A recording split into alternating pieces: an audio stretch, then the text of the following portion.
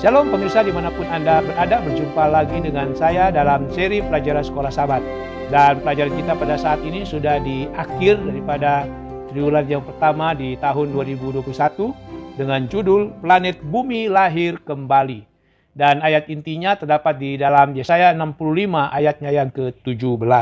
Sebab sesungguhnya aku menciptakan langit yang baru dan bumi yang baru. Hal-hal yang dahulu tidak akan diingat lagi dan tidak akan timbul lagi dalam hati. Saudara-saudaraku, di dalam pelajaran Sabat petang, di situ diceritakan ada seorang anak laki-laki yang berusia 12 tahun. Setelah dia membaca buku astronomi, maka anak itu menolak untuk pergi ke sekolah. Ibunya khawatir atas sikap anaknya dan membawa anaknya itu ke dokter. Lalu dokter itu bertanya kepada Billy, nama daripada anak itu. Billy, mengapa kamu tidak mau pergi ke sekolah dan belajar? Lalu anak itu, Billy, menjawab, saya baca dalam buku astronomi ini bahwa suatu saat nanti matahari akan terbakar dan semua kehidupan di bumi akan lenyap. Jadi, buat apa saya ke sekolah dan belajar jika pada akhirnya semuanya akan mati? Dokter itu tersenyum dan berkata kepada Billy, Billy, kamu tidak perlu khawatir. Pada saat itu terjadi, kita semua telah meninggal dunia sebelumnya. Saudara-saudaraku, pada akhirnya kita semua akan mati. Tetapi kepada kita telah ditawarkan suatu kehidupan, yaitu hidup yang kekal di dunia yang akan diperbaharui. Dan pelajaran kita pada Sabat ini mengenai langit yang baru atau planet bumi yang lahir kembali. Baik saudara, sebelum kita lanjutkan pelajaran kita, mari kita tunduk kepala, kita berdoa. Bapa di surga, pada saat ini kembali kami datang kepadamu Bapa. Kami hendak mempelajari kebenaran akan firman-Mu melalui pelajaran Sekolah Sabat. Oleh karena itu Bapa, kami sangat membutuhkan urapan kuasa Roh-Mu yang kudus, sehingga kami boleh dapat mengerti maksud Tuhan melalui pelajaran Sekolah Sabat ini, sehingga itu dapat membekali kehidupan kekristenan kami di zaman akhir ini. Terima kasih Bapa, di dalam nama Tuhan Yesus. Amin. Pelajaran yang pertama, pelajaran hari Minggu dengan judul Langit yang Baru dan Bumi yang Baru. Berdasarkan Yesaya 65 ayat 17 sampai ayatnya yang ke-25. Pemulihan yang bagaimanakah yang Allah janjikan di dalam Yesaya 65 ayat 17 sampai ayatnya yang ke-25 kepada bangsa Yehuda pada saat itu. Saudara-saudara, sebelumnya kita harus mengerti dulu bahwa pada zaman di mana hamba Tuhan Yesaya menulis daripada Yesaya pasal 65 ini, keadaan orang Yehuda di kota Yerusalem secara khusus, mereka sangat susah, mereka sangat menderita. Dan apalagi nanti kalau mereka sudah mengalami pembuangan di Babel, mereka akan lebih susah lagi. Oleh karena itu, di dalam Yesaya pasal 65 ini ada satu nubuatan yang Allah berikan melalui hamba Tuhan Nabi Yesaya kepada orang Yehuda. Jadi pemulihan yang bagaimana yang Allah janjikan berdasarkan Yesaya 65 ayat 17 sampai ayatnya yang ke-25. Dan di dalam ayatnya yang ke-17, ayat inti kita di situ dikatakan bahwa Allah akan menciptakan langit yang baru dan juga bumi yang baru, di mana hal-hal yang dahulu tidak lagi akan diingat di dalam hati. Lalu di ayat yang ke-18 sampai ayat yang ke-20, Allah berjanji untuk menciptakan kota Yerusalem penuh dengan sorak-sorai. Penduduknya akan mengalami yang namanya kegirangan. Dan di dalam kota itu tidak akan ada lagi bunyi tangisan. Orang-orang yang ada di kota Yerusalem itu akan hidup lebih dari 100 tahun sebelum mereka meninggal. Lalu di ayat yang berikutnya, ayat 21 sampai ayat yang ke-23, Allah berjanji bahwa pekerjaan dan juga anak-anak mereka akan tetap bersama mereka, jadi tidak dipisahkan. Dan itu akan menjadi kebahagiaan dan sukacita bagi penduduk kota Yerusalem. Bahkan di ayat yang ke-24 dikatakan bahwa Allah berjanji akan menjawab seru doa daripada penduduk Yerusalem walaupun mereka belum berseru, belum memanggil, memohon kepada Allah. Dan di ayat yang ke-25 dari Yesaya pasal 65 dikatakan di situ bahwa serigala dan anak domba akan bersama-sama makan rumput. Singa akan makan jerami seperti lembu dan ular akan hidup dari debu. Dan di kota Yerusalem itu tidak ada lagi yang akan berbuat jahat atau yang berlaku busuk katanya.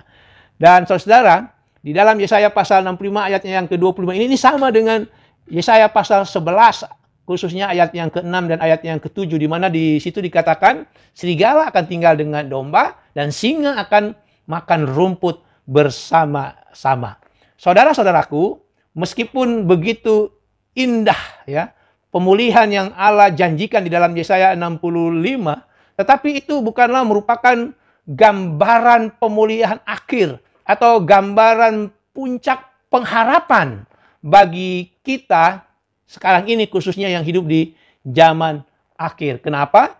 Karena meskipun gambaran itu memiliki gambaran ketenangan, sukacita di sebuah kota yang namanya Yerusalem, yaitu kota atau tanah perjanjian itu, tetapi dikatakan penduduknya masih mengalami yang namanya kematian, walaupun penduduknya hidup lebih lama, lebih dari 100 tahun tadi dikatakan di ayat tersebut. Jadi sesungguhnya di manakah perubahan radikal dari alam yang kita harapkan dengan diciptakannya langit yang baru dan juga bumi yang baru itu? Saudara-saudara, berdasarkan ayat-ayat yang tadi kita sudah baca, Yesaya 65 ayat 17 sampai ayat yang ke-25, paling tidak perubahan radikalnya itu kita bisa lihat bagaimana binatang-binatang pemangsa itu seperti singa, mereka menjadi vegetarian. Ya, mereka tidak lagi memakan hewan sebagai pemangsanya, tapi mereka makan rumput. Dan itu membutuhkan penciptaan kembali untuk memulihkan dunia ini kepada kondisinya yang sempurna sebelum dosa masuk ke dalam dunia. Itu membutuhkan pemulihan satu keadaan sebagaimana keadaan di Eden sebelum kematian itu diperkenalkan. Saudara-saudaraku yang dikasihi Tuhan, Yesaya 65 ini Allah menghadirkan ciptaan langit yang baru dan juga bumi yang baru sebagai sebuah proses. Jadi belum berakhir itu. Itu masih sebuah nubuatan bagi orang Yehuda yang mengalami penderitaan, penganiayaan pada saat itu. Jadi sekali lagi di dalam Yesaya 65 ini Allah menciptakan atau menjanjikan langit yang baru dan juga bumi yang baru sebagai suatu proses. Suatu seri langkah-langkah yang dimulai kondisi atau keadaannya itu yaitu di kota Yerusalem pada saat itu. Dan meskipun Yerusalem yang disebut dengan Gunung Kudus Allah itu hanyalah pendahuluan saudara-saudara. Dan itu merupakan simbol dari apa yang Allah janjikan tentang dunia baru, langit yang baru itu, yaitu kota Yerusalem yang baru, di mana kita akan hidup bersama-sama nanti di Yerusalem baru tersebut. Jadi saudara, pelajaran penting yang pertama, perubahan radikal apakah di langit yang baru dan bumi yang baru nanti itu. Saudara-saudara, perubahan radikalnya yaitu kita akan penuh dengan kegirangan, kebahagiaan, sukacita, tidak ada tangisan, dan tidak ada kejahatan. Walaupun di dalam Yesaya pasal 65 ini masih ada ada kematian, karena langit yang baru tadi dikatakan dan bumi yang baru di dalam Yesaya 65 ini adalah proses daripada langkah menuju kepada Yerusalem yang baru yang Allah janjikan. Pelajaran yang kedua, saudara-saudara, pelajaran hari Senin dengan judul Magnet Ilahi. Berdasarkan Yesaya 66 ayat 1 sampai ayatnya yang ke-19. Saudara-saudara, apakah pekabaran yang Yesaya tulis di dalam Yesaya pasal 66 ayat 1 sampai ayatnya yang ke-19? Saudara-saudara, melalui Nabi Yesaya Allah mengulangi kembali ajakan dan juga mengulangi kembali amaran yang meresapi di dalam kitab Yesaya ini. Saudara-saudara, kalau kita baca di ayat 2 dan juga ayat 5, Allah di situ dikatakan akan menyelamatkan dan memulihkan orang yang rendah hati, orang-orang yang gentar terhadap firman-Nya. Lalu di ayat yang ke-13, Allah akan menghibur mereka, menghibur orang-orang yang rendah hati dan gentar akan firman-Nya. Tetapi saudara-saudara, di ayat 3 sampai ayatnya yang ke-5, Allah akan menghancurkan orang-orang yang memberontak terhadap Dia. Dan ini termasuk orang-orang munafik yang melakukan ritual keagamaan di mana persembahan mereka telah ditolak oleh Allah. Dan juga di dalam ayatnya yang kelima, Allah akan menghancurkan mereka yang membenci dan menolak umatnya yang setia. Termasuk juga mereka yang melakukan praktek kekafiran yang keji. Itu kita bisa lihat di ayatnya yang ke-17. Jadi pertanyaannya saudara-saudara, bagaimana Allah bisa menjadi magnet yang sanggup menarik bangsa-bangsa kepadanya? Kalau berdasarkan ayat ini, mana Tuhan akan menghancurkan juga orang-orang. Saudara, setelah kehancuran musuh-musuh daripada Allah, kita bisa baca di ayat 14 sampai ayat yang ke-17, maka di ayat 18 dan juga ayatnya yang ke-19, Allah menyatakan kemuliaannya. Sehingga Allah dapat menjadi magnet yang sanggup menarik bangsa-bangsa ke Yerusalem. Dengan menetapkan tanda di antara mereka. Tanda yang tidak dijelaskan di dalam ayat ini. Tetapi tampaknya itu merujuk pada tanda yang terakhir kali disebutkan oleh Yesaya di dalam Yesaya 55 ayat 12 dan juga ayatnya yang ke-13. Apa itu tandanya? Di mana Allah memberikan damai dan juga sukacita serta memulihkan tanah mereka sebagai tanda. Inilah tanda dari pemulihan rahmat Allah. Sama seperti ketika Allah memberikan kepada Nuh suatu tanda, yaitu pelangi setelah air bah. Jadi pelajaran penting yang kedua, pelajaran penting hari Senin, bagaimanakah Allah bisa menjadi magnet yang menarik bangsa-bangsa kepadanya. Saudara-saudaraku, Allah menjadi magnet dengan memberikan tanda bahwa Allah akan memberikan damai dan sukacita serta pemulihan bagi mereka yang rendah hati dan juga bagi mereka yang gentar terhadap firman-Nya. Pelajaran berikut, pelajaran yang ketiga, pelajaran hari Selasa dengan judul Misionaris dan Pemimpin Ibadah. Berdasarkan Yesaya 66 ayat 19 sampai ayatnya yang ke-21. Saudara-saudara, apakah artinya dari antara orang-orang yang terluput membawa orang-orang dari segala bangsa sebagai persembahan kepada Tuhan? Di dalam Yesaya 66 ayat 19 dan juga ayatnya yang ke-20. Saudara-saudara, Allah mengutus orang-orang yang terluput dari kehancuran untuk pergi ke ujung-ujung bumi. Kepada orang-orang yang tidak mengenal tentang Allah. Sebagaimana ditulis di ayat yang ke-19. Supaya mereka memberitakan kemuliaan Allah di antara bangsa-bangsa. Inilah salah satu pernyataan tema jangkauan misionaris yang sangat jelas di dalam Perjanjian Lama. Dengan kata lain, saudara-saudara, bukan saja orang akan ditarik mendekat kepada bangsa Ibrani, ditarik kepada Yerusalem yang dipenuhi dengan kemuliaan Allah itu, namun beberapa orang Ibrani, orang Yahudi ini akan pergi kepada bangsa-bangsa lain dan mengajarkan kepada mereka tentang Allah yang benar. Dan ini adalah sebuah paradigma, sebuah kerangka berpikir yang dinyatakan di dalam Perjanjian Baru, di mana kita harus menjangkau orang lain, kita harus menginjil.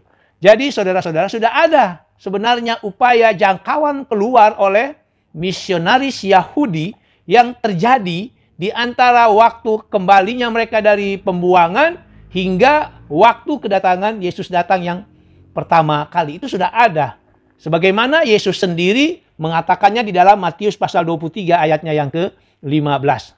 Jadi, saudara-saudara, seperti orang Israel membawa persembahan gandum untuk Tuhan di baitnya, demikian pula misionaris-misionaris Ibrani ini akan membawa persembahan kepada Tuhan. Namun, persembahan mereka bukan lagi gandum atau korban yang lain, tetapi seluruh suku dari segala bangsa. Sebagaimana dicatat di dalam Yesaya 66 ayatnya yang ke-20. Jadi sama seperti persembahan gandum menjadi suatu persembahan kepada Allah yang tidak disembeli.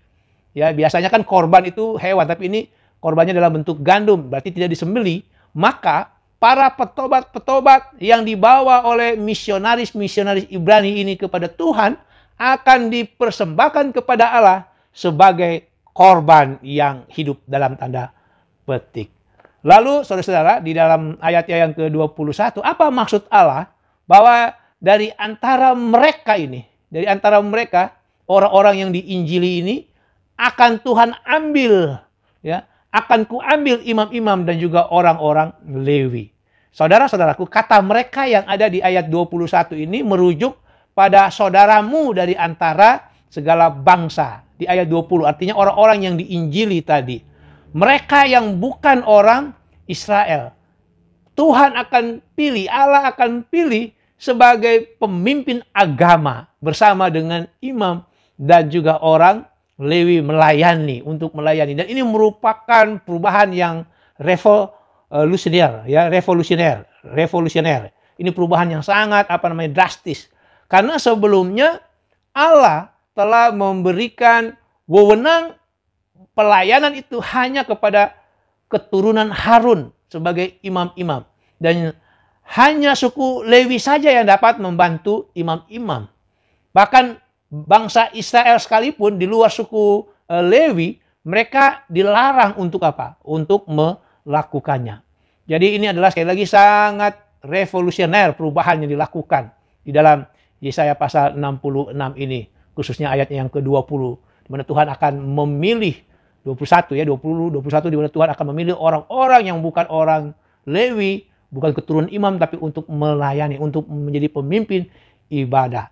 Itulah sebabnya saudara-saudaraku tidak heran Rasul Paulus di dalam 1 Petrus 2 ayat 9 dan ayat yang ke-10 menyebut orang-orang di luar daripada imam-imam dan juga orang Lewi itu. Itulah saudara dan saya sekarang ini sebagai bangsa yang terpilih, imamat yang rajani, dan juga bangsa yang kudus. Saudara-saudara, pelajaran penting yang ketiga, pelajaran penting hari Selasa. Siapakah misionaris dan pemimpin ibadah di dalam Yesaya 66 ayat 19 sampai ayatnya yang ke-21 ini? Saudara-saudara, misionaris dan juga pemimpin ibadah di dalam Yesaya 66 ayat 19 sampai ayat yang ke-21 ini adalah misionaris yang dimaksud adalah orang-orang Yahudi setelah masa pembuangan. Ya, mereka mengadakan penginjilan, mengadakan jangkauan keluar. Lalu pemimpin ibadah yang dimaksudkan di dalam Yesaya pasal 19, 20, dan 21 ini adalah semua orang yang Allah pilih untuk melayani. Bukan hanya keturunan Harun atau orang Lewi.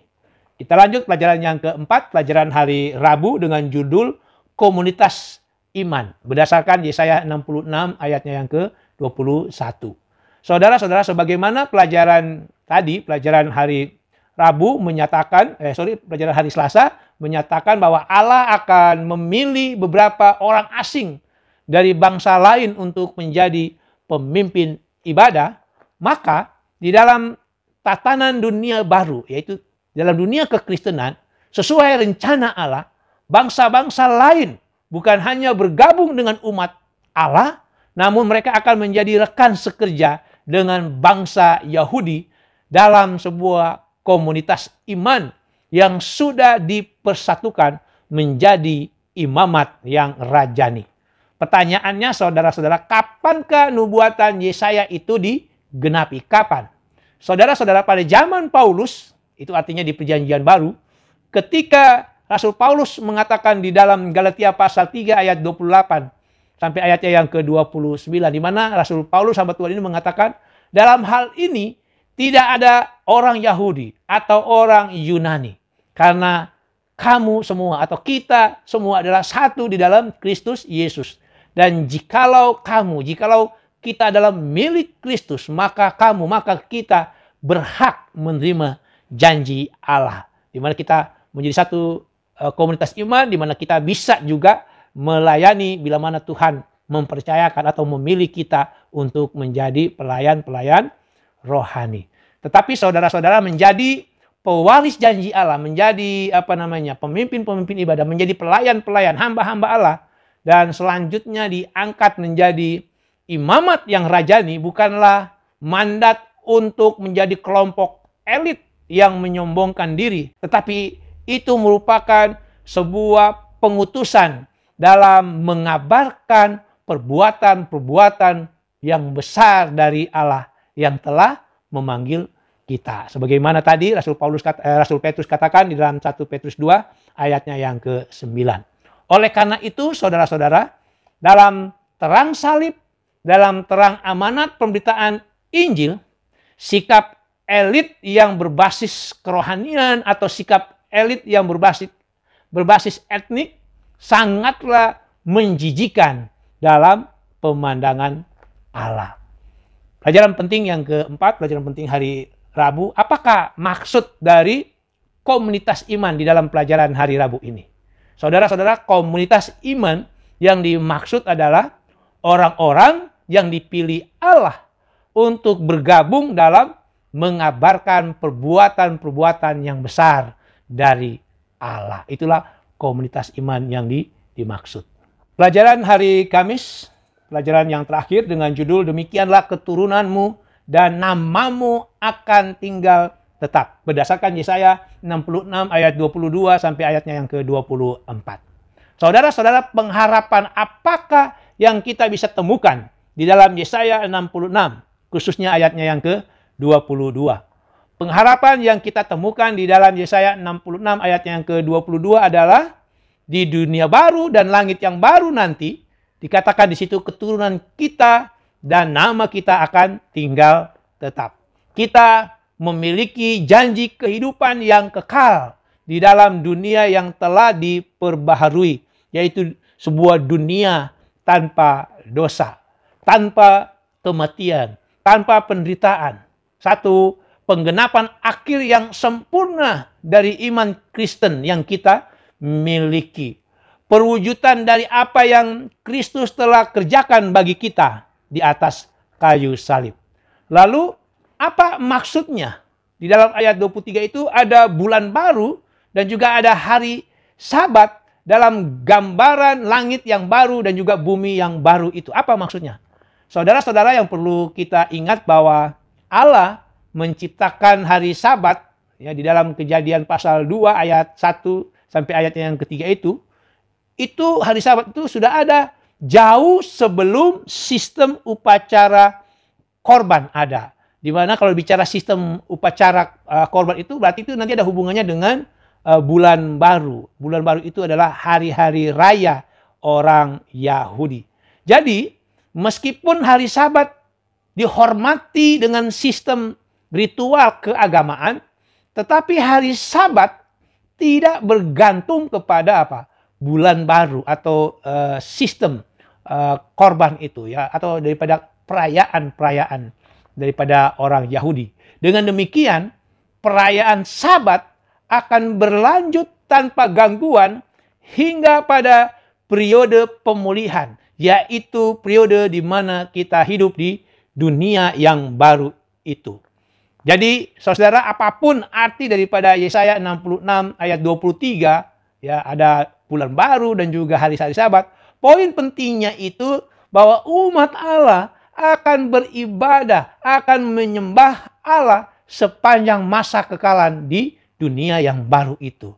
Kemudian saudara-saudara, di ayat yang ke-24 dari Yesaya pasal 66 ini, mengapa Nabi Yesaya mengakhiri tulisannya dengan sebuah gambaran negatif yang menyatakan bahwa orang-orang yang diselamatkan akan melihat mayat-mayat para pemberontak yang dibinasakan itu. Mengapa? Saudara-saudara, ayat ini, Yesaya 66 ayat 24 ini adalah amaran kepada orang yang hidup pada zaman Yesaya, di mana Nabi Yesaya merangkumkan perbedaan antara orang yang setia setelah mereka keluar dari kehancuran Babel dengan orang-orang yang memberontak, di mana mereka ini akan dihancurkan. Dan ini bukanlah penyiksaan kekal bagi orang-orang yang memberontak kepada Allah yang akan dibunuh dengan api kemuliaan itu. Bukan, saudara. Tetapi jangan lupa juga bahwa amaran ini juga menunjuk kepada masa yang akan datang, kepada penggenapan nubuatan yang ada di kitab Wahyu, Di mana kalau kita baca di dalam Wahyu pasal 20 itu ada juga pembinasaan yang Allah berikan kepada orang-orang yang berdosa, kepada iblis di lautan api. Setelah itu baru akan ada langit yang baru dan juga bumi yang baru. Ada kota kudus, itulah Yerusalem baru. Dan di Yerusalem baru ini tidak ada lagi tangisan atau duka cita. Artinya tidak lagi ada kematian. Itulah sebabnya di pelajaran kita yang di awal tadi dikatakan di Yesaya pasal 65 ayat 17 sampai ayat yang ke-25 itu adalah proses. Di mana itu proses dimulai dari Yerusalem, kota Yerusalem, keadaan kota Yerusalem setelah mereka dibebaskan dari pembuangan, pembebasan dari perhambaan di Babylon. Sebab di dalam Wahyu pasal 21 ayat 1 sampai 4 itu dikatakan, ya segala sesuatu yang lama sudah berlalu. Itulah sebuah eksistensi yang baru dengan kehidupan kekal bagi semua yang ditebus dari bumi. Jadi pelajaran penting yang terakhir, pelajaran penting hari Kamis, bagaimanakah supaya keturunanmu dan juga nama kita ini akan tinggal tetap, supaya keturunan kita, nama kita akan tinggal tetap di Yerusalem yang baru, maka jadilah umat-umat Allah yang setia melakukan segala perintahnya seperti beribadah pada hari Sabat. Karena di Yerusalem baru pun kita juga akan berhari Sabat. Kita akan beribadah kepada Allah selama-lamanya. Demikianlah pelajaran kita pada hari Sabat ini. Tuhan Yesus memberkati kita semua. Mari kita tunduk kepala, kita berdoa.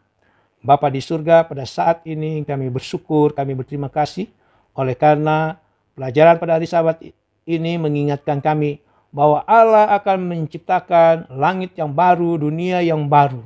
Satu kondisi keadaan yang berbeda dengan dunia yang kami diami sekarang ini yang penuh dengan kesukaran. Tetapi ya Tuhan, biarlah janji itu boleh menjadi bagian kami dengan urapan kuasa Roh-Mu yang kudus. Kami boleh menjadi umat-umat Tuhan yang setia, yang benar-benar sungguh-sungguh melakukan perintah Tuhan. Dan akhirnya janji keselamatan itu, kasih karunia Allah itu boleh menjadi bagian kami. Kami boleh masuk ke dalam Yerusalem yang baru. Bapa di surga memberkati setiap pemirsa dimanapun mereka berada yang telah menyaksikan tayangan video ini.